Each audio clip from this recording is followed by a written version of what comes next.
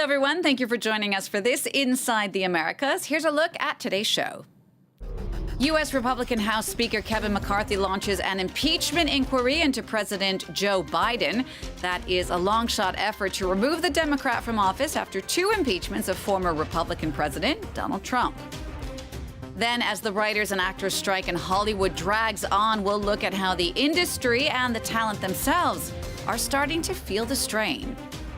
And this week, Chile marked the 50th anniversary of the coup by General Augusto Pinochet. We'll take a look at just how divided the country still is on his legacy today.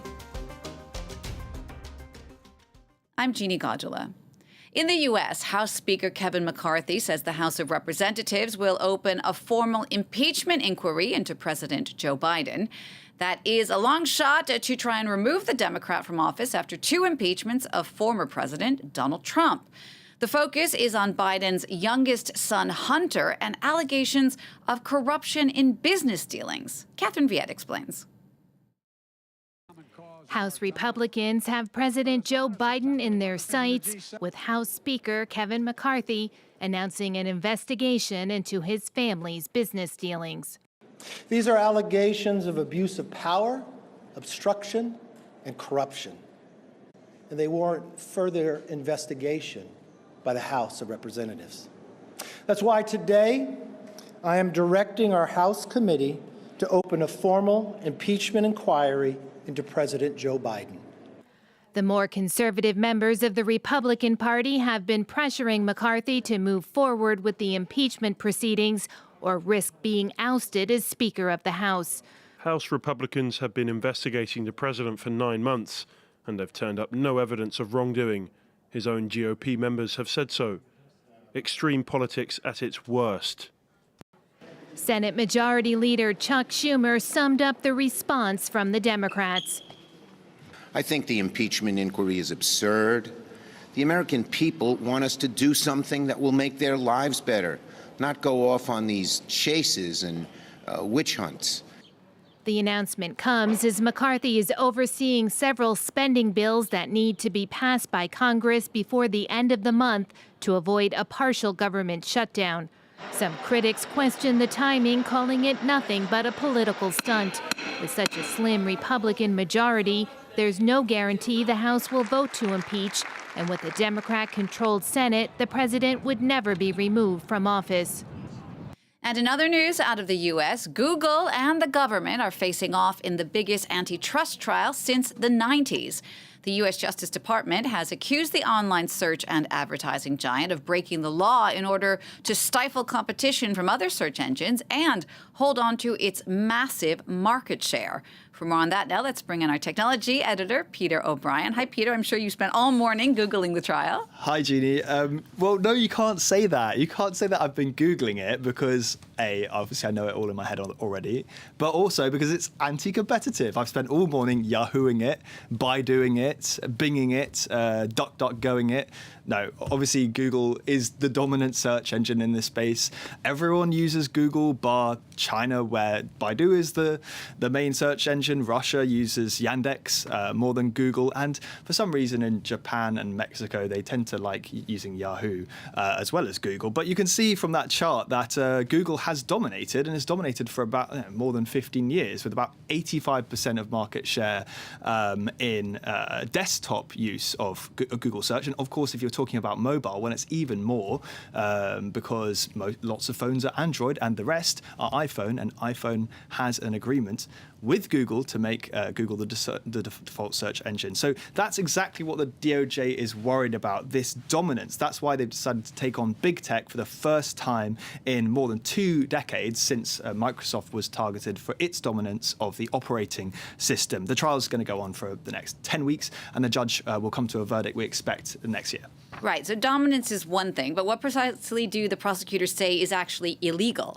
Yeah, so the core allegation is that Google has rigged the market by paying top dollar to other tech companies like Apple, as I mentioned, to the tune of more than $10 billion. That's what the prosecution's saying, to keep Google search as the default on devices and browsers. So for instance, if you open up your iPhone and type something in, Google results will come up. Same thing on Mozilla's Firefox engine, same thing on Safari. So prosecutors say it's a kind of payola. It sort of stunts any real attempt at competition. It stunts innovation. What's more, Google search generates such an enormous amount of data that it gives them complete dominance in the online advertising sphere as well, to the tune of about $224 billion US dollars a year. Prosecutors say this is a kind of feedback loop of data and ads that ensures they keep a stranglehold over the online search industry. Now, Google says they've simply just innovated more and outmaneuvered their competitors. They say there are lots of ways that users can access information on the web, like using Amazon to search for shopping or using TikTok to search for restaurants and hotels, which lots of young people do these days. And it's interesting because in the past, this kind of trial led to major changes, not just to the tech market, but the way we live. Yeah, I mean, if you go back to AT&T in the 70s and 80s, that antitrust case really ushered in the world of mobile phones that we know today, the fact that they're all in our pockets. And if you look at something like the Microsoft lawsuit over the turn of the century, well, this is really what allowed Google actually to come in and dominate the online advertising world. So many in the tech world have their bets on AI as being the next big thing. We'll have to see if this lawsuit is enough for Google to be challenged on that. All right, Peter, thanks. We're so happy to have you keeping an eye on that for us. That's our tech editor, Peter O'Brien. Next now to LA, where there is still no sign of an end to the strikes that have almost ground Hollywood to a halt. That's after actors joined writers in their walkout 2 months ago. With new productions on hold and A-listers staying off the red carpet, the industry is starting to feel the strain, as are many actors and writers themselves. Catherine Clifford takes a look. Picketing the Drew Barrymore show in New York, as the first episode since the Hollywood strikes began is taped. As a result of controversy surrounding the program's return, Barrymore was dropped as host of the National Book Awards ceremony. The actor is not violating union rules, as the contract for talk shows was renewed last year. But at least 3 employees are participating in the writers' strike. All we want is a fair contract and fair wages, and we're hoping that this can come to a resolution and that the studios can get on board and support people that are the creatives and also in crew and across all disciplines and all unions that help them make their money. Back in July, actors joined writers in the first industry-wide walkout for 63 years. Since then, the major studios and streamers have made no move towards their demands. The walkouts have practically brought Hollywood to a halt. New productions are on hold, while many actors have snubbed the red carpets at major film festivals. In Venice, directors found themselves promoting films without their casts, who were respecting union rules barring promotion of projects from the big studios and streamers. Waivers have been offered in some cases. The chief negotiator for the main unions said it helps their cause to see successful projects from independent producers who support them. We have over 1,000, over 1,200 actually, independent producers who have asked to sign this interim agreement because they realize the terms are reasonable, the terms are absolutely realistic and doable, and they are happy to produce under them. So I just wish the studios and streamers would take their lead and do the same thing. Many actors and writers are struggling to keep their homes and health insurance as the strike drags out. A-listers have been raising funds to support them, with some giving million-dollar donations, including Meryl Streep, the Clooneys and Nicole Kidman. Meanwhile, Warner Bros. Discovery expects to lose some $300 to $500 million in earnings for the year. Release delays are also a blow to cinema chains struggling to recover from the pandemic. We'll wrap up now in Chile. 50 years ago this week, a violent coup by General Augusto Pinochet ushered in a brutal military dictatorship that lasted close to 2 decades. The anniversary of the U.S.-backed coup was a vivid reminder of the continuing divisions over the legacy of Pinochet, who died without ever being convicted for crimes against humanity committed during his reign. Victims of military rule and their families have ramped up a push for justice and accountability, but politically, the far right has gained ground due to growing fears over rising crime. The aftermath of that coup is the subject of Revisited, now on France 24. Here's a clip from the show. 50 years after the coup, one legacy of the dictatorship still divides people: the 1980 Constitution. An initial attempt led by the left to amend it in favor of a more progressive text failed. The second constitutional process is now in the hands of the right. A defeat for the left, but also an important step for the country, according to this socialist MP. This will allow us to say to ourselves that we've finished with this discussion on the Constitution and we can move on to something else. I do think there are specific articles that still need to be removed.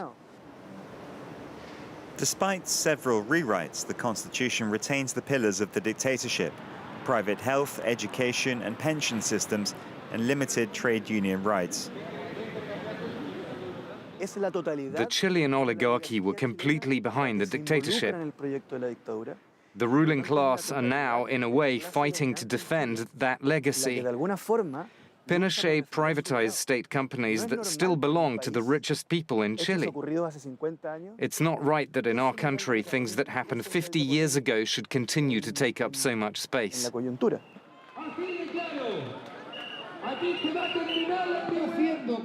Not far from the former Congress, a few dozen protesters are out on the street. Far-right sympathizers opposed to the current government. For some of them, it's an opportunity to demonstrate their allegiance to the dictatorship. Commemorating 50 years means wanting to sow discord and stir up hatred so that people hate each other. In Allende's time, people were queuing up to buy just 250 grams of sugar.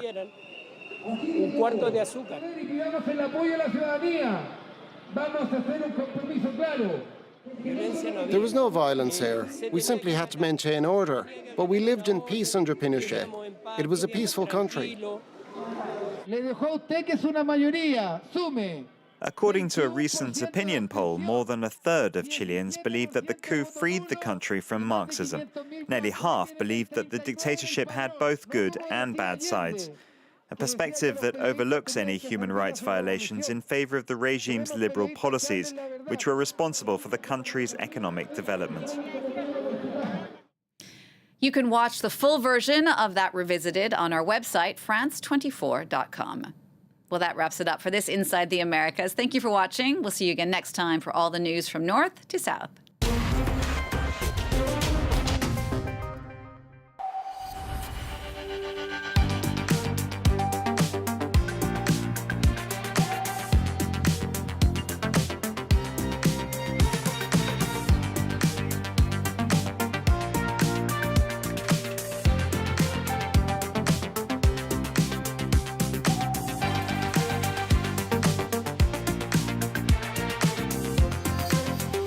France 24, your economy explained.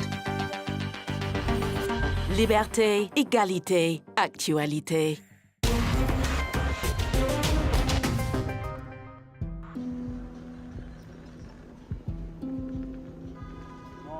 Así se lo digo como padre. He pasado una semana bastante crítica. No llevo un fin de semana sin dormir.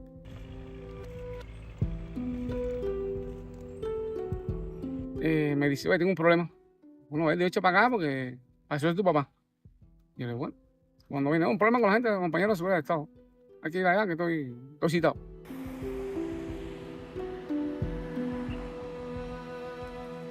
Porque el que tiene dos dedos de frente sabe lo que quiere decir mercenario.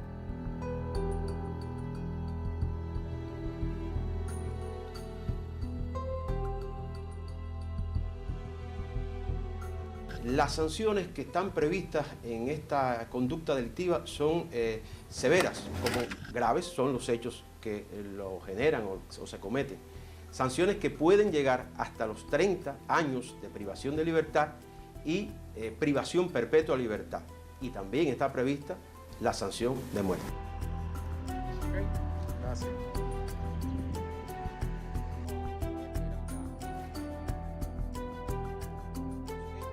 De trabajo. Era un contrato de trabajo. Y después cuando me dicen que no, que era un contrato de trabajo militar, que si yo había visto, y no, yo no he visto nada.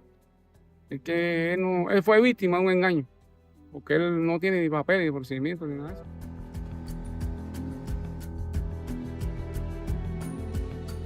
Sí me siento un poco afectado, porque no tengo conocimiento de aquel, no tengo si razón, si está vivo, si está trabajando, si está... por lo menos lo tengo aquí. Lo tengo aquí y estoy luchando con los compañeros míos para sacarlo adelante y para hacer todo lo mejor que pueda hacer.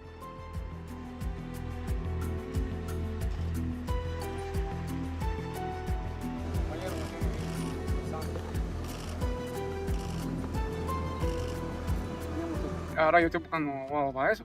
Ahora estoy en fase del abogado, buscándome las pruebas, buscándome las cosas.